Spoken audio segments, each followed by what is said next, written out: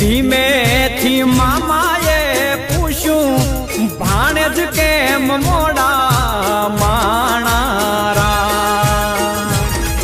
આ મીઠીલા શેરના